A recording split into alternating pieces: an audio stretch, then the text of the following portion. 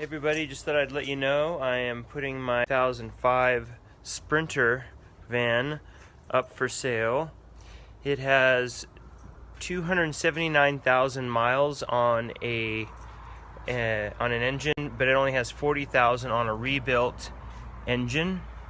New turbo, lots of upgrades on the engine. It's also set up for camping. It has a fridge in it. It has a sink with cupboards. We also have a small little stove in the cupboards. Plenty of room for storage. There's also some cupboard space with room as well. We've had it for 6 years and done lots of upgrades to it.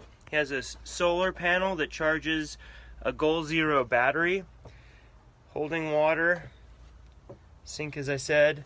It also has a old black diamond bivy ledge that our kids slept in, but also doubles for storage. It has a bench seat that also turns into a bed.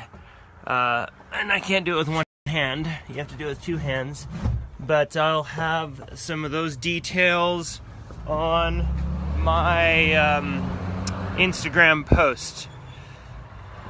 And I am willing to make a really good deal on it. Cheers, y'all.